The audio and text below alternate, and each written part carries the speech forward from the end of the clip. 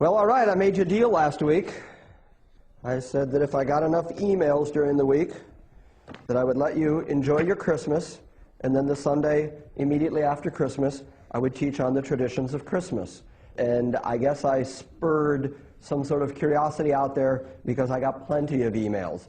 So apparently lots of people would like to know why it is that we do the things we do every year around December 25th. So that's what we're going to talk about this morning. We're going to take a little break from our verse-by-verse exposition of Luke, and we're going to talk about Christmas this morning. So now that you've had your Christmas celebration, and you've gotten all your gifts, and you've done all your stuff, and you've eaten lots of turkey, now we can talk about the traditions without offending anybody, because you have a whole year to basically get over it. Okay?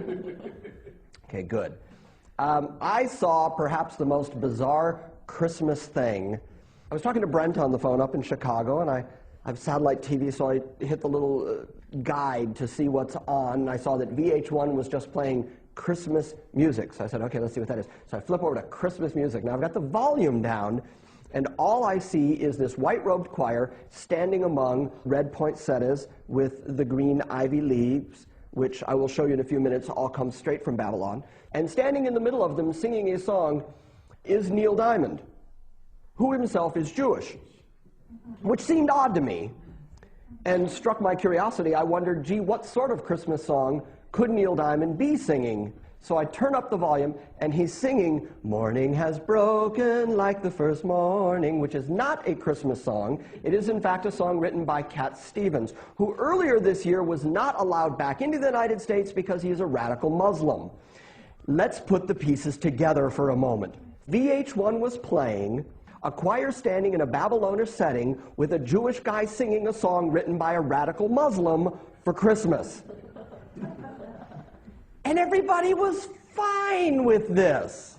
No one cared because we just love our traditions. You're not supposed to ask questions where these sort of traditions are concerned. I personally don't like the hypocrisy that I see in the church world, where at the end of every October, they go absolutely ballistic about Halloween, because Halloween is obvious. They say, oh, Halloween bad, pumpkins, devils, trick-or-treat, dressing up, All Saints' Eve, Halloween bad. And 2 months later, we'll utterly and completely embrace the Christ Mass, which has every bit, if not more, connection to ancient Babylon than Halloween ever did, but they will embrace it. Pardon me? They were from Rome. From Rome, the Christ Mass was being shown on TV, absolutely. And that's precisely what it is. When you say the word Christmas, it is a conjunction of two Latin words, the Christ Mass. Christe Masse is actually it. Now, you need to know that the word Mass comes from the word massa, which are round barley cakes baked to the Queen of Heaven, mentioned in the Old Testament as a don't do. Don't participate in cooking cakes to the Queen of Heaven. The sign of the Queen of Heaven in much of ancient Babylonish culture is this sign right here. It looks like a cross. It's actually a T standing for Tammuz, and it has the sun behind it. And so, you were once Catholic, yes? Those of you who grew up Catholic probably remember that at the Mass, what do? They hand you a little round wafer with that symbol on it, coming straight from Babylon, handed down straight from the Catholic Church directly to you. And you're not supposed to question that. You're supposed to just do it. And well, I'm the sort of guy who goes around and questions those sort of things, wants to know why we do these sort of things. And I think that if the church is going to rise up against Halloween because of its pagan influence and roots, we ought to equally rise up against Christmas, not Christians, rise up against Christmas and say, well, it is also equally pagan, and recognize it for what it is. It's easy for most of us to figure out that Jesus could not have been born on December 25th.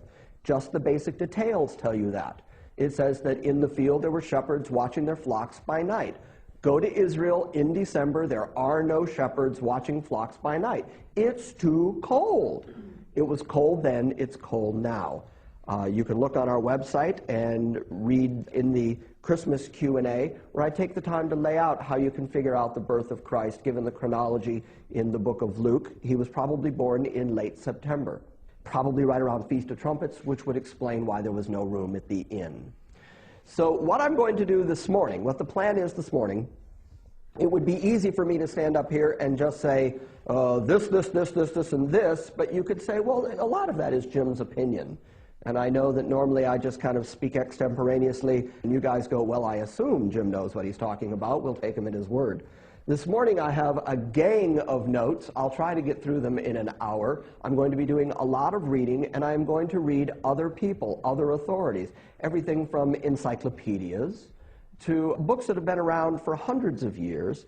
And nothing, I'm here to tell you, nothing I say to you this morning cannot be corroborated by you just taking the time to go and research the exact same stuff I did. It's very available. It's all over the internet. Do a Google search on History of Christmas, and you will find everything I'm going to tell you this morning. The problem is people don't want to hear the stuff I'm going to tell you this morning because it does pull the rug out from under our comfortable traditions. And you know that I am, when it comes to Christianity, I am an anti-traditionalist. I am very much a fool for sound doctrine.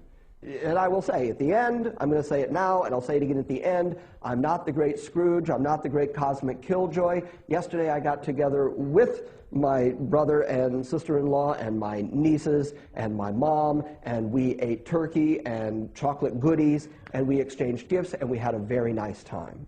But I've never taught my children Santa Claus. I've never taught them anything about St. Nicholas, who we will talk about this morning, give you some of the history of, because I never wanted them to be able to question whether or not Dad told them the truth. And when they come to me and say, Dad, is there a God? And I look them in the eye and say, yes. And they say, did Jesus live and did he die on a tree? And I say, yes. I don't ever want that to be confounded by, is there a fat man who comes down the chimney and leaves me gifts every year? And I say, yes.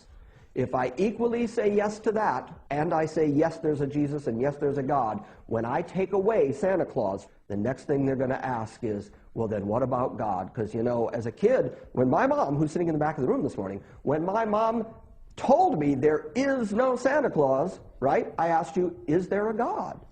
Because from my perspective, Santa Claus had proof. He brought me stuff. Right? What did God ever do for me? Santa brought me stuff. We would leave cookies and milk out, and he would eat the cookies and milk. He liked the cookies and milk. We did things for him. He did things for us. This was a fair exchange. But God, that was too wide a concept for me to grasp. So I decided, because of my own difficulties as a child dealing with the God-Santa Claus question, that I wouldn't teach that to my children. And then as I've become an adult and have done the research into the customs and why we talk about Santa Claus, I no longer in good conscience can bring the concept of Santa Claus into my house. Okay, so that's the stuff we're going to talk about this morning. But like always, you know, churches just love their traditions. Church is built by and large on tradition. And it's very hard to get them to let go of their tradition. It's very hard to get America to let go of its tradition, because I just read a report on the internet. Most retailers this year, Walmart, Sears, the big retailers, do a third of their total sales volume between Halloween and Christmas. What does that mean? That means that the American economy is absolutely dependent at this point on Christmas. So you're not going to get them to give it up. Nor do I think I'm going to be able to change the world by standing up here and telling them the truth. But I think it's worthwhile that we know the truth. And then I will leave it up to you and your individual conscience to raise your family the way you see fit. Okay? I won't be coming over to your house and tearing down your manger scenes. Okay? Except the one in my neighborhood where they have a manger scene with the shepherds over the Christ child in an open manger. You know that he wasn't in an open manger, right? He was in a grotto. A manger in those days was a cave underneath the dwelling where animals could be put at night to be warm, but they could also cover the front of it to keep the animals in there. How do you keep animals in an open manger like the type you see in the front of most people's yards? Doesn't even make sense. But anyways, they had the shepherds in there. They had the wise men in there. Wise men were never at the manger. Get that in your head. They were never at the manger.